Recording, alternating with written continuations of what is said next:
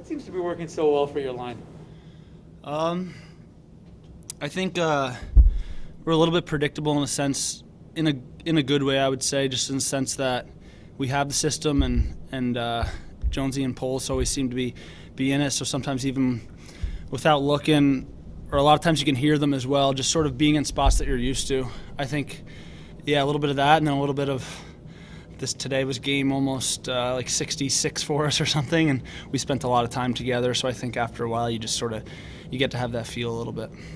And Evan's having his best season as a pro right now, and you found him in that first period and like opens the scoring.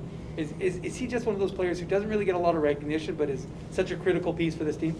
Yeah, definitely. I think he does a lot of little stuff that helps out. I think even on that goal, it started, I think, underneath our goal line with just a battle down there, and he skates the right route, and then it's nice to see him get rewarded there at the far end.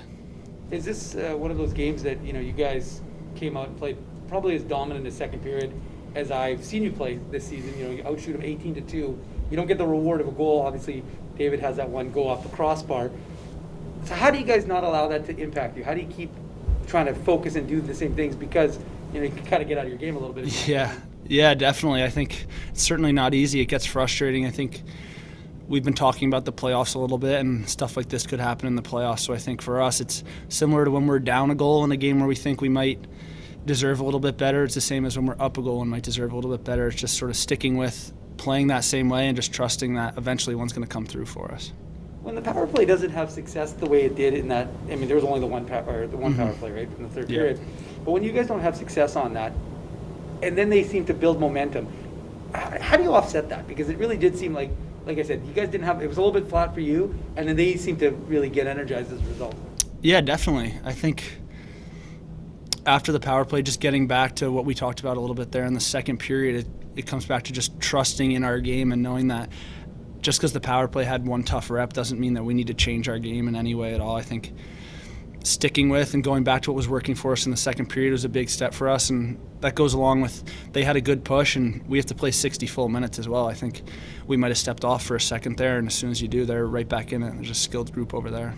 And I guess that's kind of the focus, right? Like you know that it's the AHL. This is second best league in North America, right? Mm-hmm. These guys are professionals too. Yeah, they're going to have a push. You had to expect it at some point that these guys were going to push back, and they did. Definitely, yeah. I think a lot of us were thinking, even after the first period, we were saying they're going to be coming hard. They're going to be coming hard, and we were able to weather that a little bit in the second. And sure enough, it ended up coming in the third, and we have to learn how to take care of that.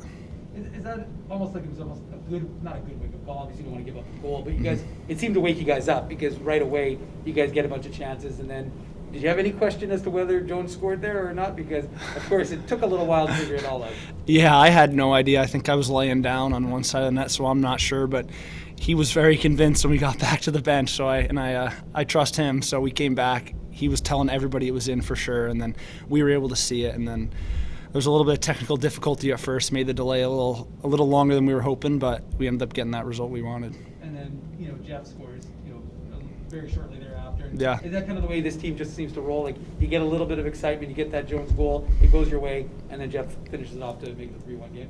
Yeah, definitely. It's similar to what we talked about. Just stick with it and trust that eventually when one goes in, maybe two will go in, three will go in, and that seems to be the way it goes for us. You can have 2 periods where you're playing well and stuff doesn't bounce your way, and then eventually you get 2 or 3 quick. So. And what can you say about the crowd tonight? I mean, this afternoon, sorry, seemed like everybody was excited, everybody was having fun, and it seems like the fans are picking up on the fact that you guys are going to the Calder playoffs, and there's an excitement building within the fan base as well. Yeah, it's been awesome. We were actually talking about it before the game, just how nice it is. We had that really long road trip. We were back here really quick, and then we went back on the road for 3, and we were just saying how nice it is to be back at home. Our fans, the building was awesome today, and it's something that we're looking forward to. Okay, I'm going to ask you about someone that I don't know how to pronounce his last name. Okay. I've just been, this news just came up. About the new signing by the Jets, Wyatt. Bon Giovanni. See, I have to ask it. Gotta get the Italian. Yeah, I was going to say, ask the Italian to help me out there. He played for Quinnipiac University. Did you ever play against him? The Jets just signed him to a 2-year ELC, and he's going to play with you guys on an amateur tryout. I think we might have overlapped, maybe. Yeah. So, and then, even though I'm not there anymore, I still check in on the Dutchman and see how they're doing. So I see when they're playing QPAC. I've seen them out there, and Hupek had a really good year as well. So I've seen him play before, but I don't know him personally. Yeah.